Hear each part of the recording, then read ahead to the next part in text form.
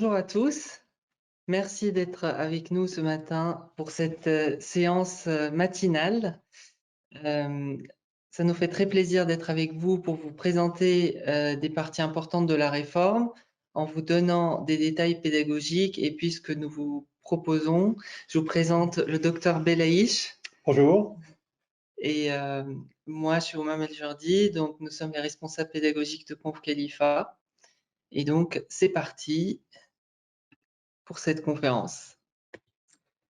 Donc, bonjour à toutes et tous. On va faire une overview sur non pas les problématiques, mais les belles perspectives qui nous sont données pour que ensemble nous allions vers la réussite des différents examens que les facultés vont nous proposer. On va être vos grands frères, vos pères peut-être, pour vous accompagner vers cette réussite.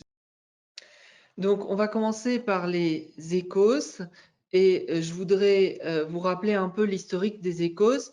À la base, c'était essayer de faire une médecine qui est la plus proche de la réalité possible pour que on essaye de se rapprocher de l'examen au lit du patient, mais en même temps, on avait un problème, c'est qu'il fallait que ce soit équitable à grande échelle.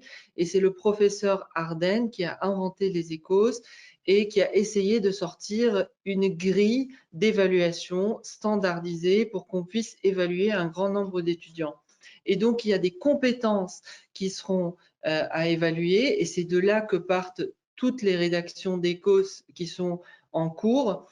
On évalue soit votre côté clinicien, votre côté communicateur, coopérateur, le fait que vous soyez acteur de santé publique, le fait de réfléchir surtout en abordant la problématique clinique, mais aussi la relation avec les parents du patient ou le patient lui-même, votre côté scientifique et bien sûr rester éthique et déontologique. Donc c'est une façon de faire qui est très alléchante intellectuellement, c'est très intéressant, mais il faut être prêt. Et pour être prêt, je vais vous proposer un écos en temps réel de pédiatrie parce que on ne vous cache pas qu'on est tous les deux pédiatres. Personne n'est parfait. Et donc, Chiara. Et donc, vous imaginez, vous avez 7 minutes pour réfléchir face à un sujet. Vous avez 5 échos à enchaîner. Et donc, vous avez un petit peu comme une salle d'attente où pendant les 7 minutes, vous êtes seul avec votre sujet. Et à un moment, on vous appelle, vous rentrez, vous vous asseyez et en face, vous avez le docteur El Jordi qui vous propose. Chiara vient vous consulter pour une suspicion d'œdème allergique des membres inférieurs. Alors, c'est vraiment une photo que j'ai prise aux urgences. C'est vraiment une patiente qui est arrivée pour œdème allergique. Et vu que moi, je suis passionnée par l'allergologie, je suis allée voir cette patiente. Et quand j'ai mis mon doigt sur son membre inférieur, j'ai plongé dans le membre inférieur, ce qui fait cet œdème-là avec mon pouce dessus. Donc voilà, vous avez l'icono, vous avez l'énoncé. Et là, je vous dis, on fait quoi, docteur?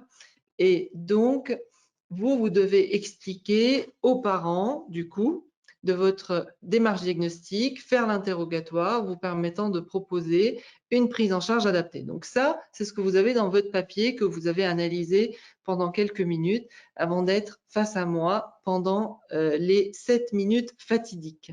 Et donc, on commence. Premier réflexe, je me présente. Alors ça, dans les échos, quel que soit le type d'échos, vous allez voir, il y a toujours des points attribués au fait que vous vous présentiez et au fait de demander aux parents d'expliquer la raison de sa venue, c'est-à-dire qu'il faut qu'on reprenne un peu la raison de la consultation que vous avez déjà.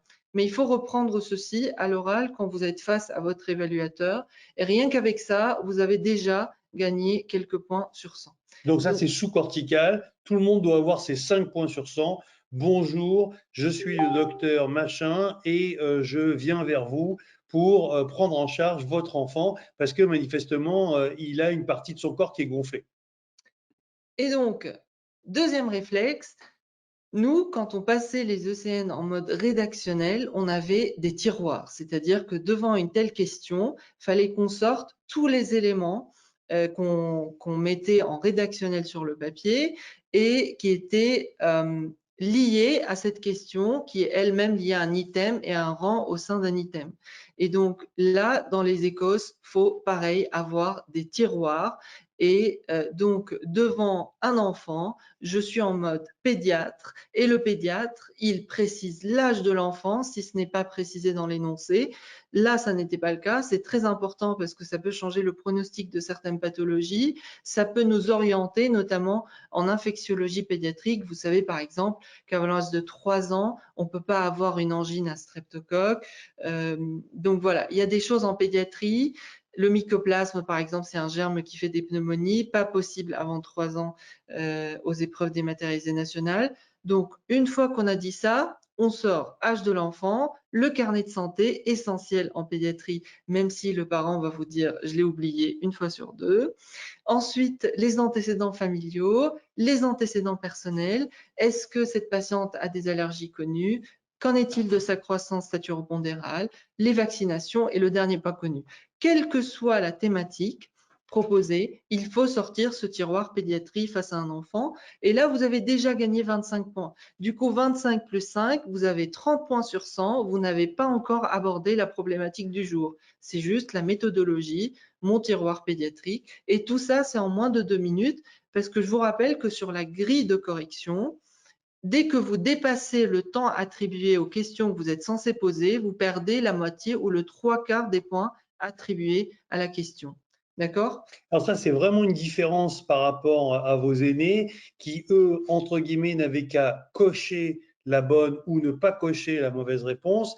Là, et donc ils avaient, entre guillemets, 100% des réponses qui étaient devant leurs yeux. Là, c'est pas du tout pareil. Vous allez avoir le syndrome de la page blanche où il va falloir que vous alliez puiser dans votre mémoire et dans votre raisonnement clinique un certain nombre d'items qu'il va vous falloir écrire pour pouvoir les présenter au correcteur. Et du coup, ensuite, deuxième étape, je m'intéresse à l'œdème chez l'enfant. Et pourquoi je vous dis je sors mon tiroir pédiatrie, je sors mon tiroir œdème? Parce que dans un écos, il faut que vous soyez vous-même meneur de l'interrogatoire et de tout ce qui va arriver. À chaque fois qu'un professeur vous relance ou vous donne une indication, vous perdez des points automatiquement. Donc ça fait partie de toutes les grilles de correction.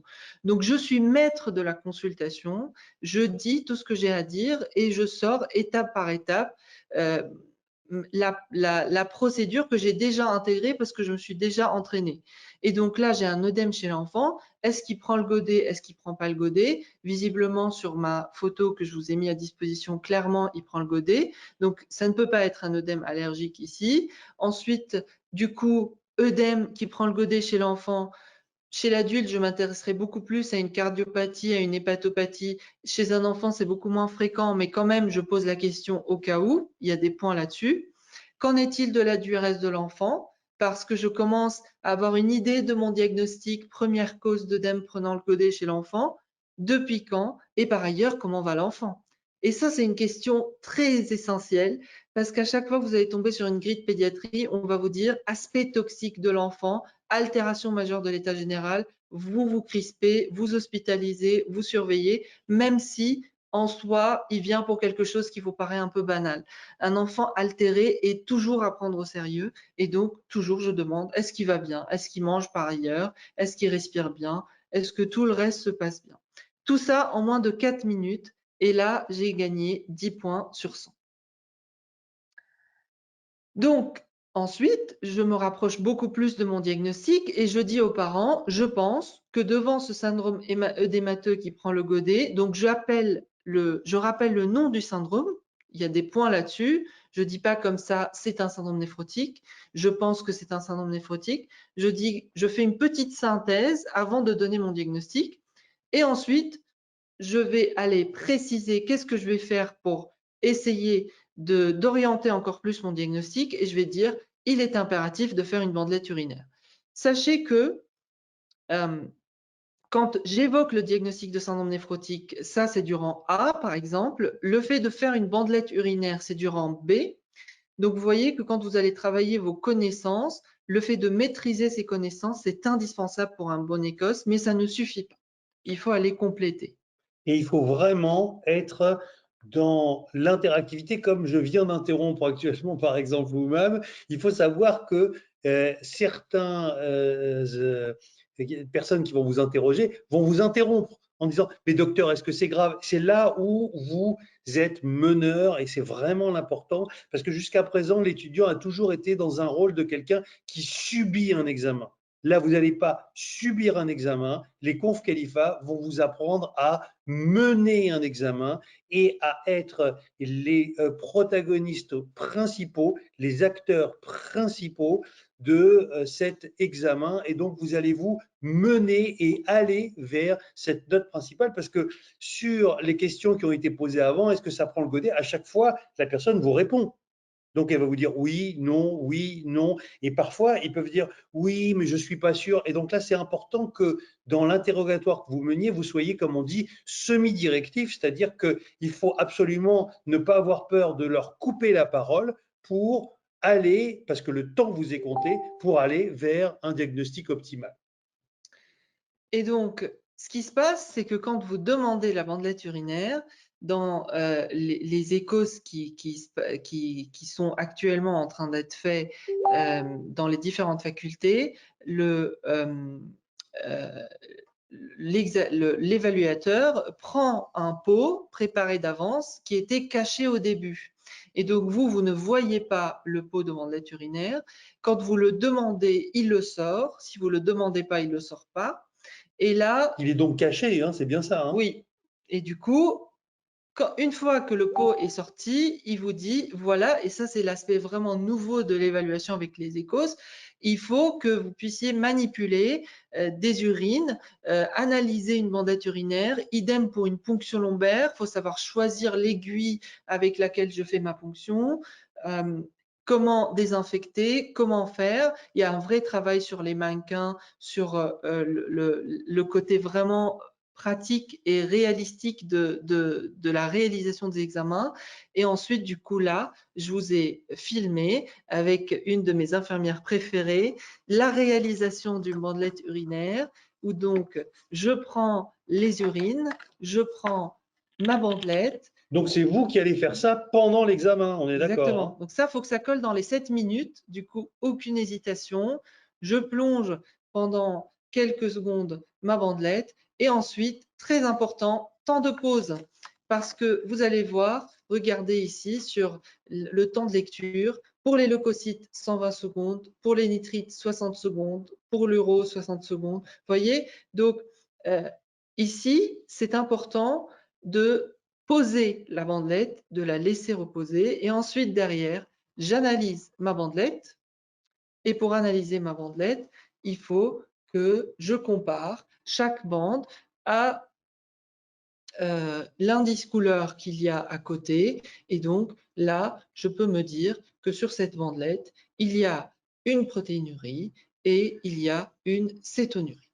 Donc ça veut dire que si on n'a jamais fait de bandelette urinaire, le jour de l'examen, on ne peut pas improviser un geste simple, parce que jusqu'à présent, on a dit on fait une bandelette urinaire, celle-ci vous montre une protéinurie et une cétonurie. Là, on est dans une situation où en aucun cas l'examinateur ne va vous donner les résultats. Il va falloir que nous-mêmes, nous soyons à même de réaliser cet examen. C'est bien ça vous-même. Hein. Exactement. Et donc, moi, je pensais trouver une protéinurie sur ma bandelette urinaire parce que je pense à un syndrome néphrotique.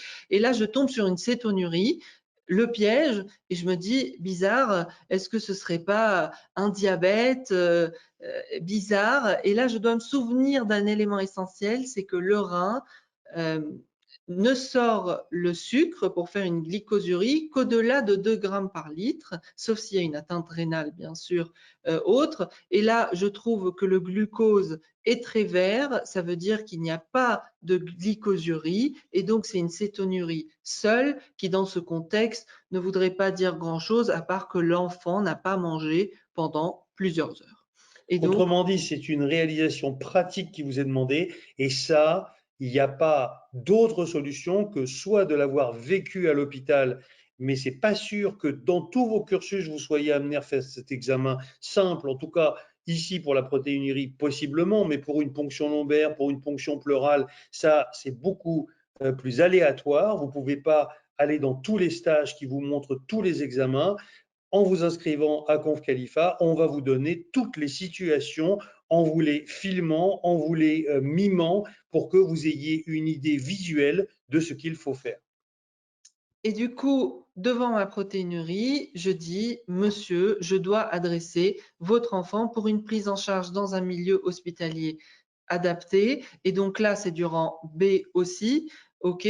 Une fois que j'ai fait ça, la prise en charge en soi, est-ce que je mets des corticoïdes ou autre, c'est du rang C, donc c'est pas tombable pour vous. Par contre, les mesures associées, je dois savoir que quand je perds des protéines dans mes urines, je perds des anticorps, donc je suis immunodéprimée. Je perds de l'albumine, donc mon risque de coagulation et de thrombose va être augmenté. Et donc, il y a des mesures associées que je dois connaître, et ça, c'est du rang B. Donc, tout ça, c'est du travail de fond avec de l'entraînement sur la réalisation. Et je n'oublie pas, très important, je rassure le patient en lui disant qu'il sera bien pris en charge. OK, quand je dis bonne chance de guérir avec un traitement adapté, je ne peux pas donner un pourcentage précis. Par exemple, on sait qu'il y a 90% qui vont répondre au traitement initial par corticoïdes, mais il y a 80% sur ces 90 qui risquent de rechuter derrière. Il n'y a que 10% qui font comme ça une seule crise et c'est fini derrière. Donc voilà, j'essaye de ne pas rentrer dans les détails. J'ai vu ça dans plusieurs grilles des causes où, par exemple, quand vous expliquez à un patient que vous allez faire, enfin un parent de patient ou un patient que vous allez faire une ponction lombaire, vous ne devez pas lui dire il risque de griller, entre parenthèses, son cerveau sur une méningite, donc il faut absolument que je la fasse. Il faut toujours être rassurant, expliquer le geste sans trop rentrer dans les détails pour ne pas paniquer les parents et les patients. Et enfin, toujours une note sur la fluidité, la structure, même si je tombe sur un professeur qui essaye de me déstabiliser. Comme tout, il y a des professeurs qui vont essayer de vous aider, d'autres qui vont essayer de vous piéger. Ça dépend vraiment de la personnalité de chacun. Il faut essayer de rester droit dans ses bottes, de mener l'entretien et de sortir ses tiroirs, ses expériences, ses entraînements. Et comme ça, on y arrive haut la main. Il faut savoir qu'il y a toujours une part d'injustice à l'oral, parce que tout le monde n'est pas en face d'un évaluateur qui est le même. Mais ça sert à rien de dire c'est pas juste. Ça n'est pas quelque chose qui va vous ramener des points. C'est pas quelque chose qui, d'un point de vue pragmatique, va vous amener une sécurité quant à votre note. Ce qu'il faut, c'est combattre justement et se retrouver dans une situation où vous pouvez, quelle que soit la personne qui vous interroge en face, quel que soit cet enseignant qui vous interroge, eh bien, savoir répondre. Et la meilleure manière de parer à toutes ces éventualités, c'est d'être entraîné.